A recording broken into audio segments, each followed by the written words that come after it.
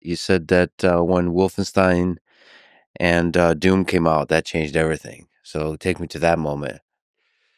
Yeah, that was a very interesting time. Epic had, after my first couple of games, had recruited developers, usually college students, high school students who are just working on their own, had real skills, but didn't have an outlet for their work. Epic had been matchmaking the best artists and programmers together from all over the world. Like Chaz Jackrabbit was Cliff Bleszinski, a high school kid in California who'd made a really cool adventure game together with Ariane Brucey, a demo coder from Holland who'd make amazing graphical stuff and had built a 2D game engine. And it connected them together, and a musician, Robert Allen in California, and by telephone and modem and so on, we were building these little 2D games and having quite a lot of success. There were a bunch of people making thousands of dollars a month while they were still students, and royalties from the games that Epic was kind of producing and by coordinating people with people and publishing through shareware. Um, and that was all going great. And the company had a little office, and we were, copying floppy disks and mailing them out. But when Wolfenstein came out, we realized like the future of gaming is going to be 3D.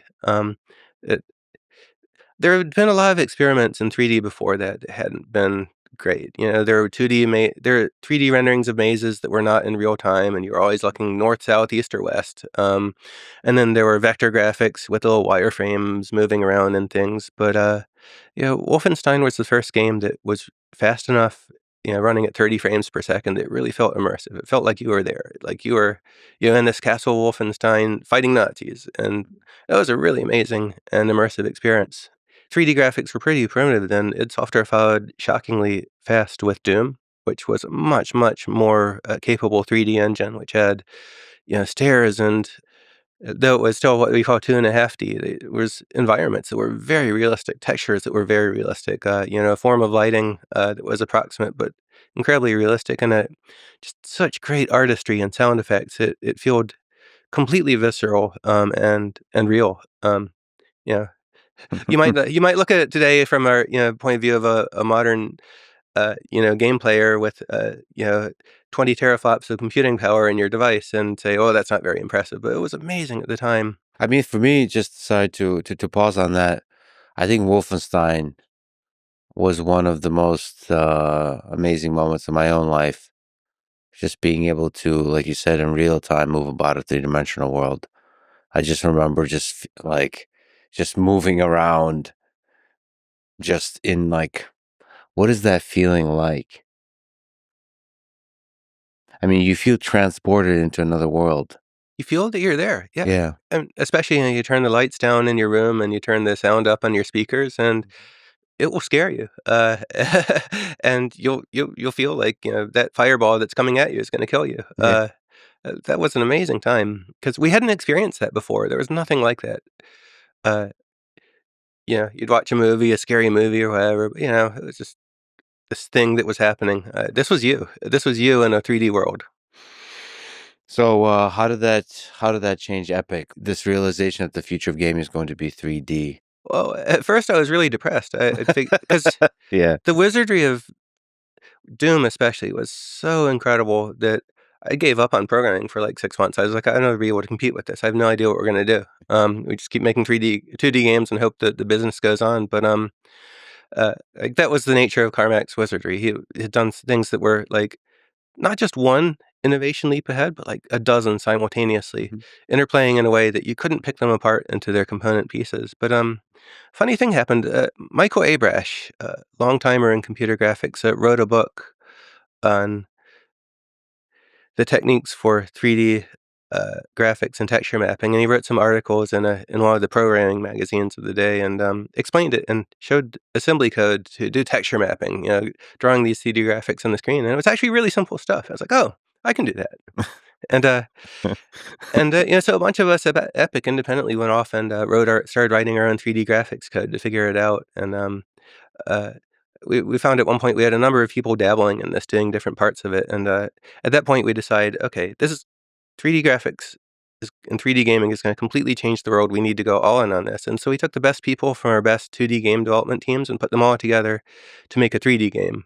We didn't really know what we were doing at the time. None of us had ever shipped a 3D game, and most of us were still learning, but, everybody was, like, trying different disciplines to see what they were best at, and, it was a combination of a bunch of people, who came together to make Unreal. I'd initially volunteered to make the 3D editor, for the thing, and James Schmaltz had made Epic Pinball. Epic Pinball. Now, that wasn't a crazy game. This was one of the 2D shareware games. He made it while he was in college, and he was making, like, $30,000 a month from, the royalties from this game because Wow. everybody had wanted an awesome pinball game. It's massively successful. But, he was a multidisciplinary person. He wrote the code for the game, the art for the game, and did basically everything, and the code was 30,000 lines of assembly language. Boy. And so, he was initially gonna write the 3D engine, and I was gonna write the editor, and he sent me his code, so I could integrate it into the editor, and it was like just a giant pile of assembly code. I was like, why don't I just write this myself?" And so James instead started going off and building 3D models and 3D animations using the tools at the time, and so Cliff, who'd done a lot of design work and built the levels on Jazz Jackrabbit, went off and started learning basics of level design, and so I was writing this editor, and Cliff Blazinski was customer number one for it, starting to go off and build levels, and James Schmaltz was building awesome creatures, sending them to me, I'd get them implemented in game, and then we brought in an animator to bring them into life, and we brought in more and more people until at the peak of Unreal 1 development, we had about 20 people working on it, which was a huge team for the time, and was really stretching Epic's finances nearly to the breaking point. Mhm. We barely survived and almost ran out of money a number of times, but somehow we always pulled through. And it was a crazy project because it was 3.5 years of development in a game that we always thought was 6 months from shipping. And it was like 3.5 years of 70 or 80-hour weeks for most everybody working on the project. Not even knowing what problems we'd need to solve next because we were so immersed in the current ones.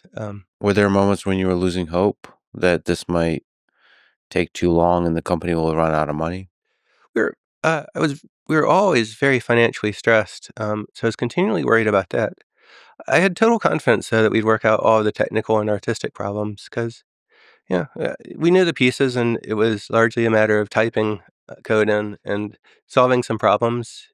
And kind of like we knew we could ship a version of it. And the thing that was continually really interesting was the ongoing discovery of new techniques as we went. Because at the time Quake had shipped, it had a little bit of dynamic lighting. Unreal really pushed dynamic lighting much harder than anybody else had done before. Having colored dynamic lights with some shadow casting capabilities statically, or moving lights without shadows, and figured out how to do volumetric fog, so you could have foggy areas that were full of lights, and you get the kind of glow of the lights standing out in the fog and affecting the appearance of the level. A whole lot of amazing techniques came together to build a game that made a number of leaps ahead of the state of the art at the time.